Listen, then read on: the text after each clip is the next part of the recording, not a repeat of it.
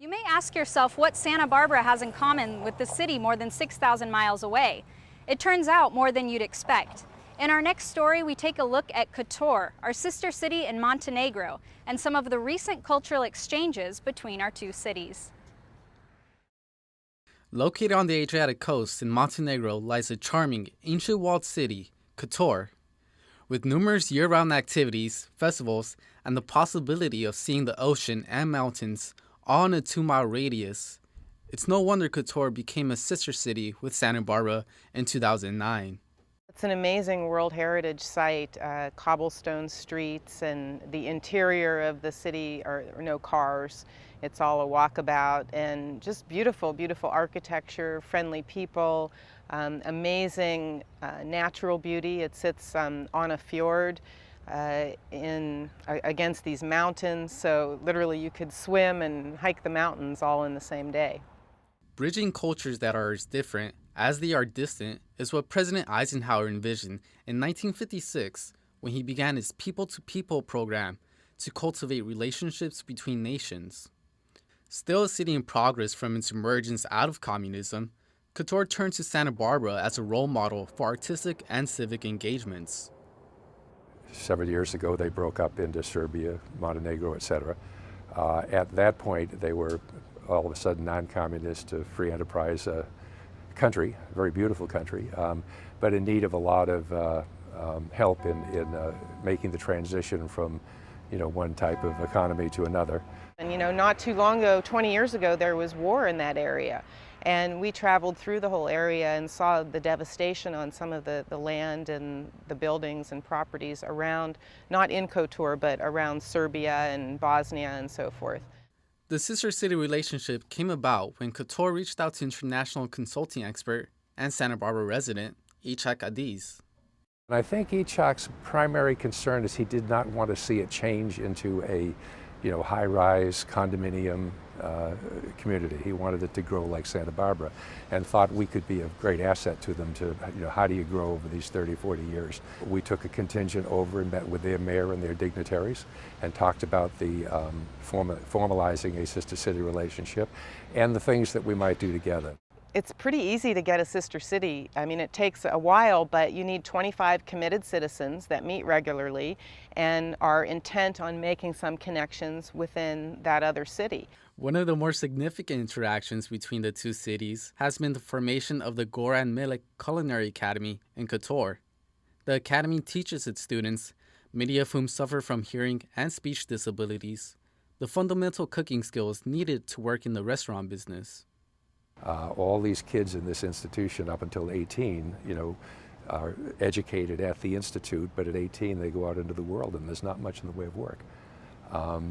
One of our members, Gordon Millick, is a chef owner down in Los Angeles, at Davino's restaurant. He is from Montenegro, and we got together with him and we began a culinary school for the children at the institute. And all we were looking for is to take these young kids, teach them the basics of entry-level work in a restaurant, and hope that we could get them some meaningful work once they get out of school. Santa Barbara has benefited artistically from the partnership just as much as Kotor. In July 2011, 13 teenagers from 4 Santa Barbara high schools were invited to perform at Kotor's 19th annual Children's Theater Festival. The students that we took over were from 4 different high schools here in Santa Barbara, and all super multi-talented singers, dancers, actors.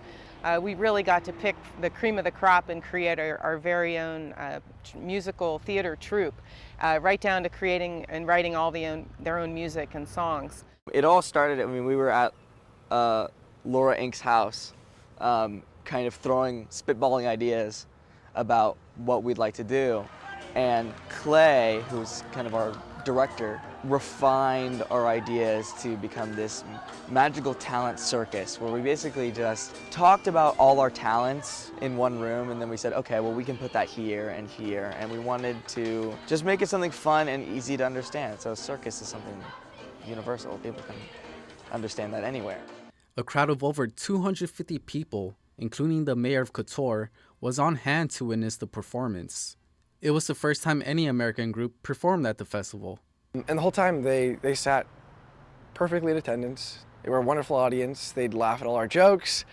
They'd sit quietly engaged at the edge of their seats when you needed to listen.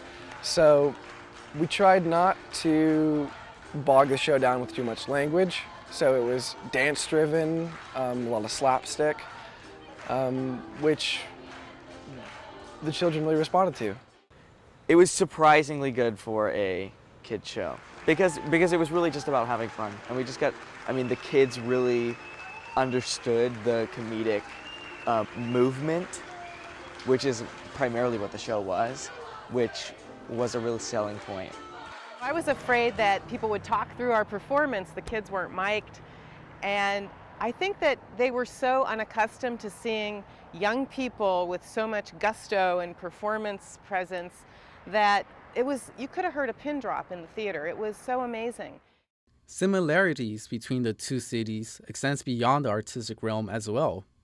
A shared love of water polo has resulted in 3 noteworthy exchanges. I went over with the idea of having these different committees, and one would be sports. And of course, I knew nothing about water polo when you get over there, and they know nothing but water polo. So our first opportunity was their national team came over here to train with the Southern California teams in preparation for the World Championships. And of course, because of the city-city relationship, they took 2 days and they came up here and played an exhibition match at UCSB. We filled the stadium. Although the tiny city of Kotor is still developing in many areas, it has a sister city to help it, a relationship that benefits both cities. This collaboration allowed, I think, a lifetime of opportunities. I mean, things are still going on to this day between us and Kotor that people might not hear as much about. We have ties with the city government. Our mayors have met several times. They've toured one another's facilities. And it really is a helping hand because in many ways they're like a developing third world. They need schooled on how to, be green and keep their beautiful place beautiful. And, I think we can learn a lot from them too in, preserving heritage and world culture and the arts.